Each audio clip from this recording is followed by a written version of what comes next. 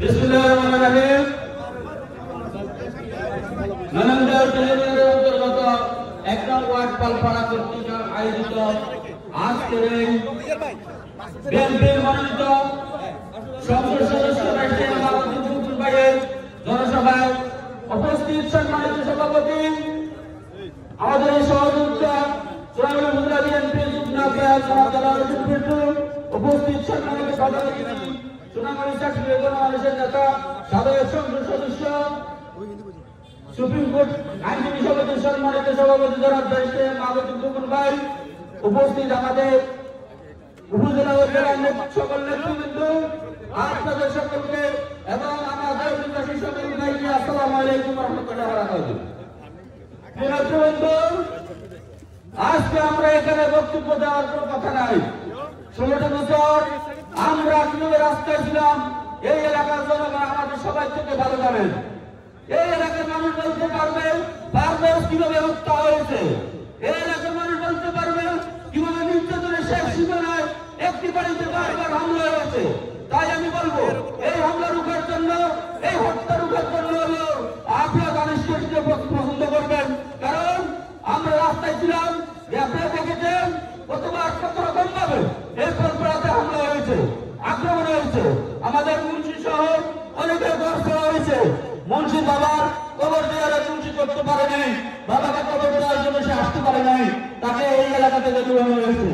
তাই এই নির্যাতন বিপ্লবের হাত থেকে বাঁচতে হলো আপনাকে ধানের শিশুর পক্ষে ধানের শিশু ব্যারিস্টার মাহমুদুল ভাইকে শেষ করে আপনারা ভোট দেবেন।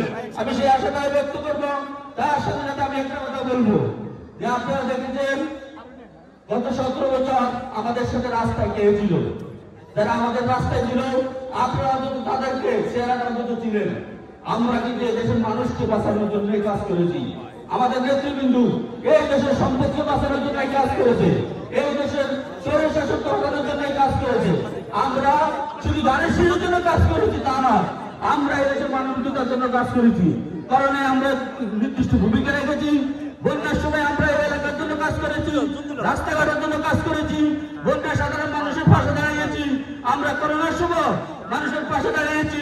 আমরা বিএনপি আপনাদের পাশে, এই দেওয়ানি ইউনিয়নের পাশে সবসময় ছিলাম, এমনকি থাকবো।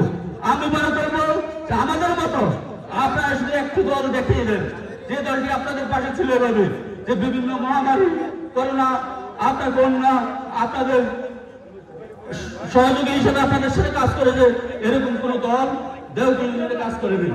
আমি এক এক করে দেখিয়ে দিতে পারবো। আপনার বাড়ির পাশে রাস্তা, এখানে একটি মসজিদ, মদিনা মসজিদ, ওই রাস্তাটা আমরা নিজ থেকে 20 টাকায় আমরা খরচ করে কাজ করেছি। আমরা আমিষাপাড়া থেকে মুড়িগঞ্জের রাস্তাটা আমরা নিজ অর্থে খরচ করে কাজ করেছি। আমরা করোনা মহামারীর সময় এই এলাকার জন্য কাজ করেছি। আমরা বন্যার সময় এতটুকু পানি দিয়ে আমরা পালপাড়া এসে এর বেতিন গালায় এসে আমরা ত্রাণ দিয়ে গিয়েছি। এগুলো করেছি আমরা এই দেশের মানবের জন্য, জনগণের জন্য। আমরা ধানের শীষের লোক হিসাবে আমরা আপনাদের কাছে এতদিন আমরা কিছু চাইনি, এখন আপনাদের কাছে আমরা শুধু এই ধানের শীষের পক্ষে, মাহমুদুল পক্ষে আমরা ধানের শীষের পক্ষে। আপনাকে আমাদের সাথে একমত আছেন? আপনাকে ধানের শীষে ভোট দিবেন?